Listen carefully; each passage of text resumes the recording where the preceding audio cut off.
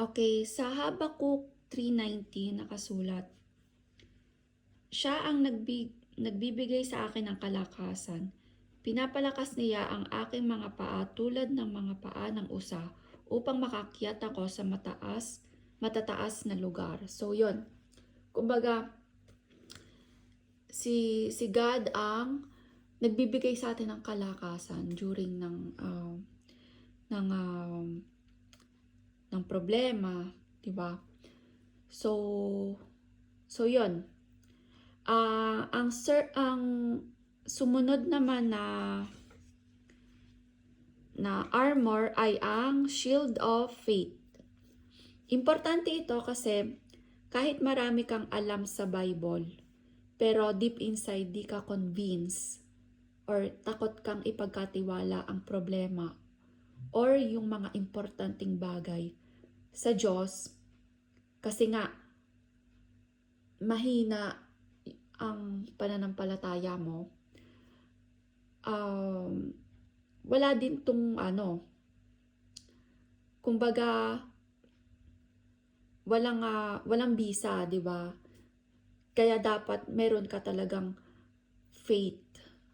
Kumbaga dapat talaga malakas ang pananampalataya mo. Basahin natin sa Exodus 24.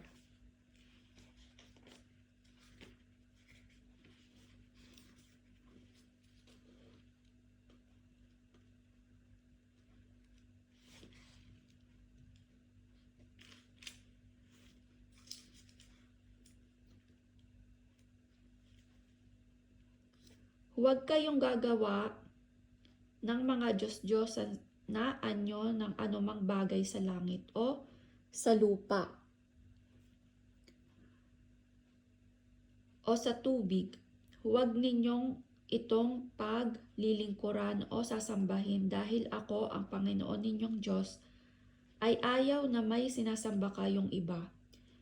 Pinaparusahan ko ang mga nagkakasala sa akin pati na ang mga anak hanggang sa ikatlo at ikaapat na henerasyon ng mga napopoot sa akin.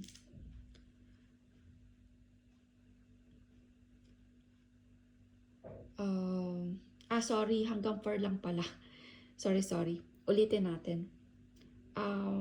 Huwag kayong gagawa ng mga Diyos-Diyosa na anyo ng anumang bagay sa langit o sa lupa o sa tubig. Ayun. So, don't make for yourself an image. So, it means, ano ba ibig sabihin nito? 'Di ba? Nakapag-reflect na ba kayo nito? Kasi nga, 'di ba pag binabasa natin 'to, ang unang pumapasok sa utak natin is idolatry. Okay. So, ano ba sa inyo ang ibig sabihin ng idolatry? Para sa atin, ang unang pumapasok is, yun nga, kung sino yung priority, pwedeng bagay, material na bagay, etc. Pero, dito, sinasabi ng Diyos na, don't make for yourself an image. So, it means, don't make an idea dun sa utak mo. An idea of God na ayon sa imagination mo. Katulad ng mga Hebrew, 'di ba, until now. Bakit hindi sila naniniwala kay Jesus? Kasi hindi tugma si Jesus sa inimagine nilang Messiah. And sometimes may mga taong ganon. Nagke-create sila ng image of God na ayon sa convenience nila. Katulad ngayon, 'di ba?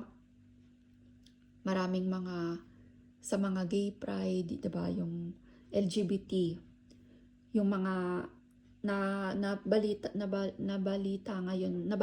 ngayon yung mga drag queen sa church, 'di ba?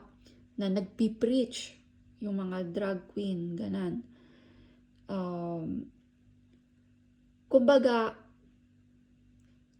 dahil nag-create sila sa utak nila ng image of God na okay lang yon. Parang para sa kanila, ang Diyos ay ganito, okay lang sa Diyos ang ganito, ganito. Yung convenience sa kanila, 'di ba? So kung talagang they will seek first the kingdom of God, talagang kailangan suriin nila kung ano ba yung law of God, 'di ba? Hindi sila yung mag-create na lang ng basta-basta ng image of God na para sa kanila is okay, ganan.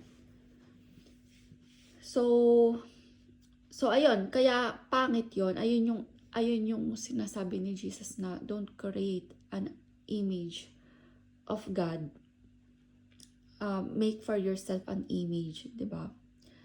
So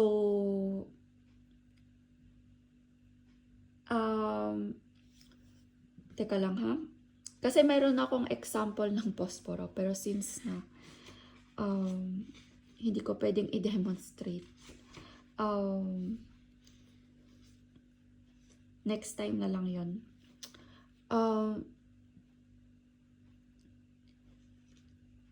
Teka, explain ko na lang yung sa posporo, no? Kasi meron akong example ng posporo, no? Di ba alam nyo naman yung posporo? Pag kiniskis mo dun sa mismong pangkiskes, nag-aapoy siya. Sometimes, tayo, akala natin, kinikiskis natin yung stick ng posporo. Imagine natin na yung stick ng posporo ay si Jesus yon. Tapos tayo yung base, yung base na pangkiskes, no? Sometimes, akala natin, okay tayo na pag kiniskis natin, mag-aapoy. Pero sometimes, tayo na pangkiskes, hindi nagtutugma sa posporo. So, kahit ikiskis mo, hindi umaapoy. And, so ayun, kumbaga, dahil hindi tayo tumutugma sa Diyos. Kaya, sometimes, tayo pa yung nagagalit sa Diyos na, bakit hindi, akala ko ba, nothing is impossible to Jesus, pero bakit ganon, hindi nangyayari, di ba? Maybe because hindi tayo nagtutugma. Kasi pag nagtugma tayo sa Diyos at ikiniskis natin like posporo, nag-aapoy yun. Diba? Kumbaga, pag sinabi natin nothing is impossible to God, mangyayari. Diba? Lahat ng promises ni God, kasi nga, God is faithful. Lahat ng sinabi niya sa Bible, gagawin niya. Lahat ng promises niya, ginagawa niya. So, kung iisipin natin na bakit hindi nangyayari, bakit yung mga promises niya hindi natutupad, maybe hindi ikaw nagtutugma sa Diyos. So, kailangan din nating mag-reflect sa sarili natin na tugma ba ako sa Diyos? Kasi ang Diyos hindi pwedeng siya yung may mali. So, tayo ang may mali. Tayo yung hindi tumutugma sa Kanya. So, yun. Kailangan nating mag-reflect sa self natin about dun, no? Kung bakit hindi nagwo-work, di ba? Ang salita ng Diyos sa atin, sa ating buhay, sa ating life, ganun.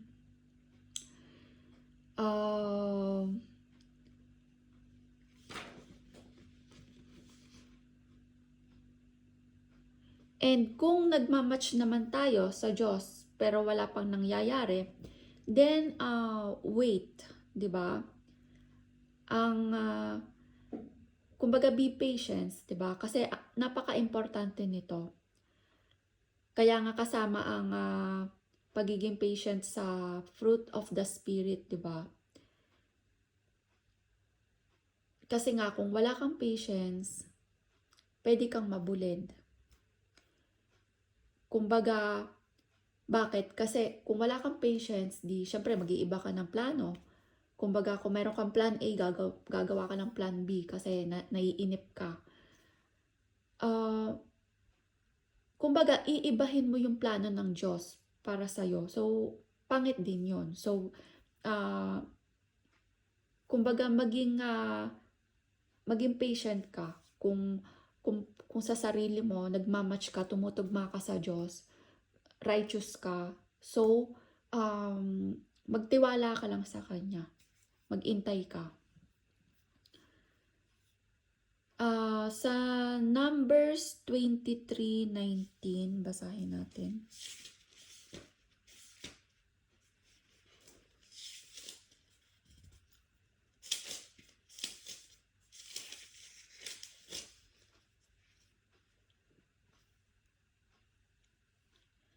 Ang Diyos ay hindi tao na magsisinungaling o magbabago ng kanyang isip. Nagsasabi ba siya ng hindi niya ginagawa? Nangangako ba siya ng hindi niya tinutupad? So, ayun. So, malinaw na God is faithful. Lahat ng sinabi niya, gagawin niya. Lahat ng ipinangako niya, tutuparin niya. Sa Hebrew 11:1, basahin natin.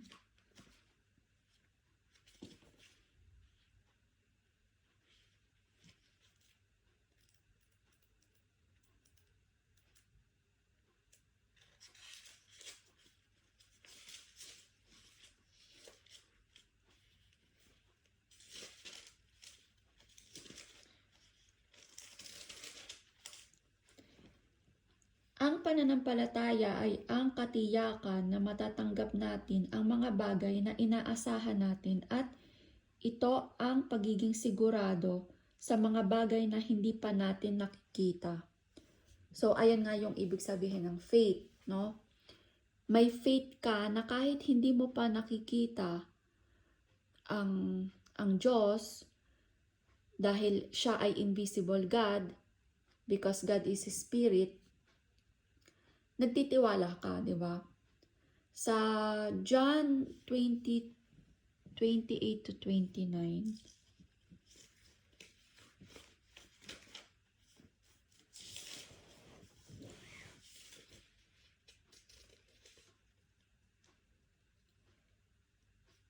sinabi ni Thomas sa kanya, Panginoon ko at Diyos ko.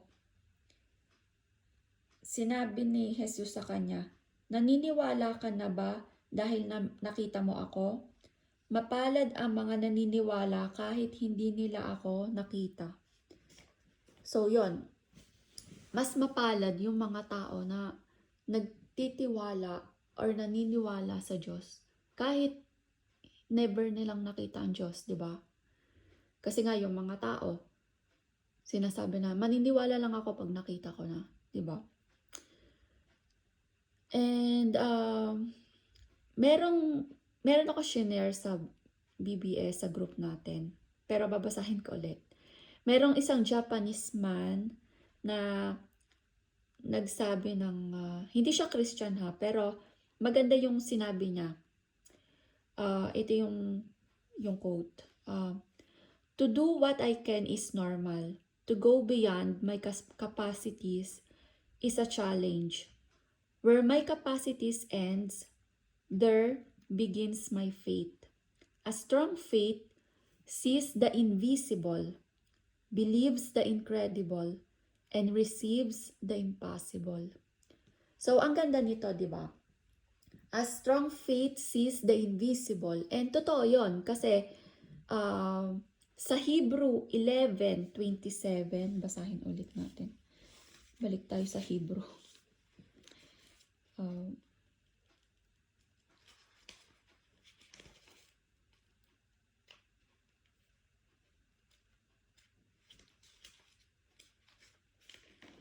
So, sa Hebrew 11:27, dahil sa pananampalataya, iniwan ni Moises ang Ehipto at hindi siya natakot kahit na magalit ang hari sa kanya. Nanindigan siya dahil parang nakita niya ang Diyos na hindi nakikita. So yon, dahil sa strong faith ni Moises, he sees the invisible. So ang ganda, no?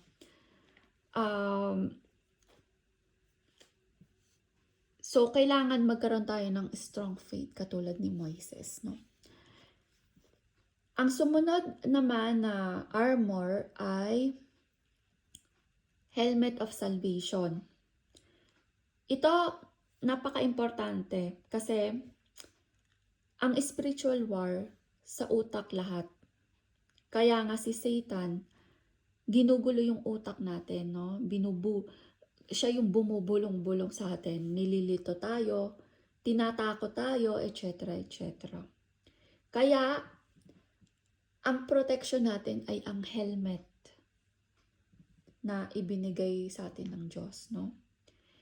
And bakit tinatawag na helmet of salvation? Basahin natin yung Matthew 22:36 to 38.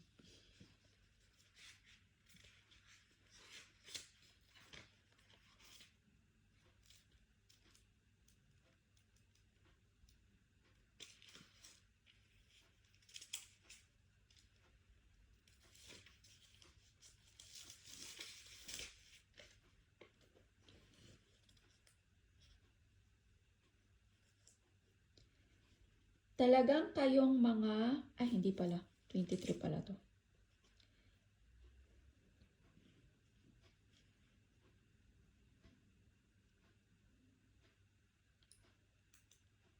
Guro, ano po ba ang pinakamahalagang utos sa kautusan? Sumagot si Jesus, mahalin mo ang Panginoon mong Diyos ng buong puso, ng buong kaluluwa, at buong pag-iisip.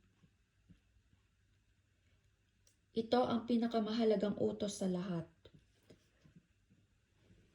So, kung matatandaan nyo sa Bible study natin noon, ang ibig sabihin nito, yung puso, kaluluwa, pag-iisip is mind. So, kumbaga, nirepeat ni Jesus ng 3 times. Kumbaga, love the Lord your God with all your mind, with all your mind, and with all your mind. So, yon. Kaya napaka-importante ng utak, no, ng ating isipan. So, ayun yung kailangan nating protektahan. Dapat si Jesus ang priority natin. Wag tayong tamad sa pagbabasa ng Bible. Kasi nga, pag nagbasa tayo ng Bible, bibigyan tayo ng Diyos ng wisdom, 'di ba? Para mapaglabanan yung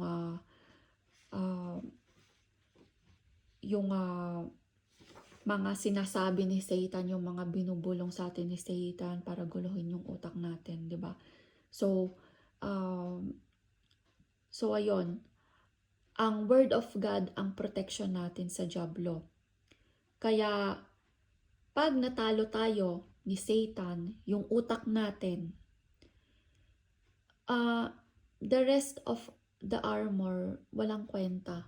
Kumbaga, for me, ang helmet ang pinaka-importante. Kasi pag nagulo talaga yung utak natin, wala na. Kumbaga, paano tayo magiging righteous kung nilito na tayo ni Satan? Kumbaga, hindi na tayo gagawa ng tama at mali na yung gagawin natin kasi nalito na yung utak natin nilito na tayo ni Satan. Paano tayo magkakaroon ng strong faith, 'di ba? Kung nilito na talaga ni Satan yung utak natin. So, para sa akin, napaka-importante talaga ng helmet of salvation. Kaya nga sinabing helmet of salvation kasi nga ayun yung pag nagulo talaga yung utak mo or naiba yung paniniwala mo, hindi ka na naniniwala sa mga kautusan ng Diyos, kundi napalito ka na kay Satan, wala na, hindi ka na, paano ka masesave, di ba? So, ang ending is impyerno ang kalalagyan, di ba? Kaya nga, prayer is important din. Diba? Kasi si Jesus lang ang nakakabasa ng ating utak. Si Satan, hindi niya kayang basahin ang ating mind. Kasi nga, ang prayer ay very intimate yon. Ikaw lang at ang Diyos ang nagkakaintindihan. Kumbaga, hindi hindi pwedeng mabasa ni Satan ang iniisip natin. Diyos lang. So yon. Kaya protektahan natin yon. Mag-pray tayo and always read Bible. And ang last na armor ay ang Sword of Spirit. Ano ba yung Sword of Spirit? Ang Sword of Spirit ay ang Word of God. Ayun ang sandata natin, di ba, sa pakikipaglaban. Sa Hebrew 4:12, basahin natin.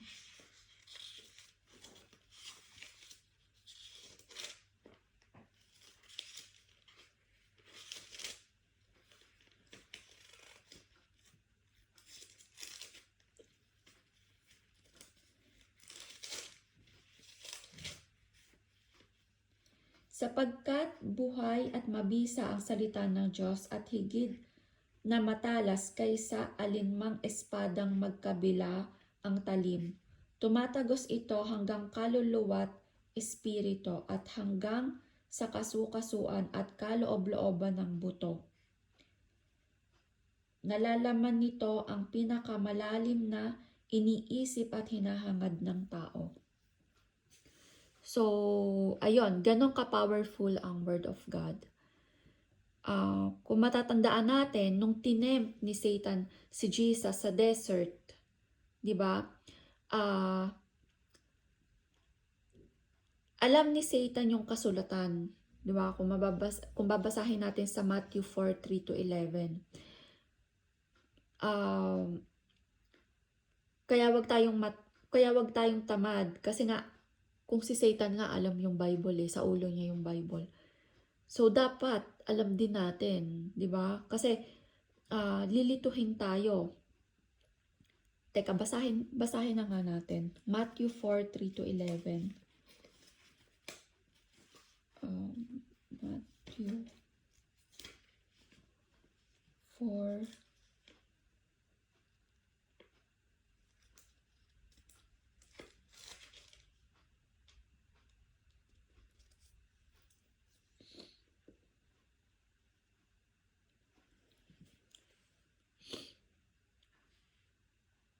Dumating ang manunukso at sinabi sa kanya, Kung ikaw nga ang anak ng Diyos, gawin mong tinapay ang mga batong ito. Pero sumagot si Jesus, sinasabi sa kasulatan. So ang panlaban ni Jesus ay ang kasulatan dito. Hindi lang sa pagkain nabubuhay ang tao, kundi sa bawat salita ng Diyos. Dinala naman siya ng dyablo sa Jerusalem at ang banal na lungsod doon sa pinakamataas na bahagi ng templo. At sinabi niya kay Jesus, kung ikaw ang anak ng Diyos, tumalon ka sapagkat sinasabi sa kasulatan. So, dito makikita natin na alam ni Satan ang kasulatan din. Uutusan ng Diyos ang kanyang mga anghel at iingatan ka at aalalayan ka nila upang hindi tumama ang iyong mga paa sa bato. Pero sinagot siya ni Jesus, sinasabi sa kasulatan, huwag mong subukin ang Panginoon mong Diyos. Pagkatapos dinala pa siya ng dyablo sa isang pinakamataas na bundok at ipinakita sa kanya ang lahat ng kaharian ng bundok at kayamanan at kadakilaan ng mga ito. At sinabi ng dyablo kay Jesus, ang lahat ng iyan ay ibibigay ko sa iyo kung luluhod ka at sasamba sa akin.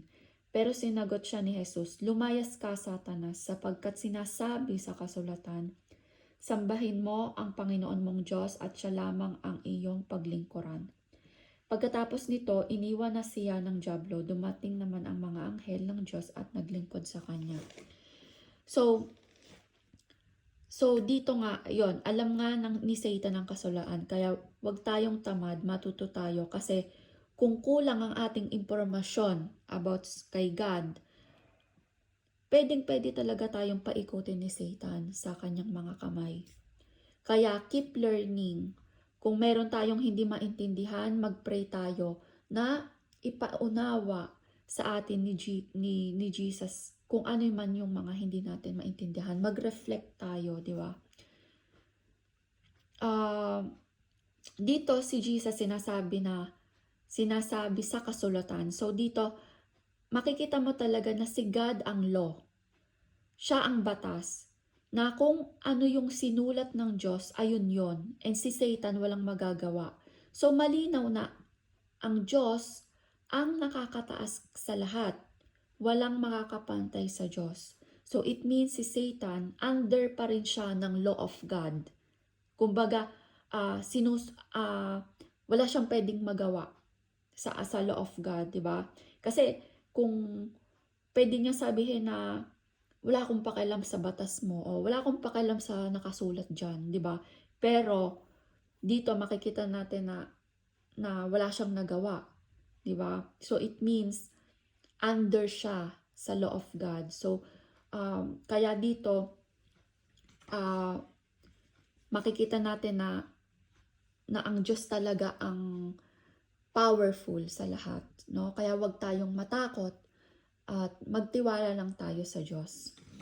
So, ayan, dito lang nagtatapos ang ating Bible study. So, hope makatulong ito sa inyong pang-araw-araw na buhay. Lagi tayong magsuot ng full armor of God para hindi tayo malinlang or matalo ng kalaban. Yun lang. Bye-bye.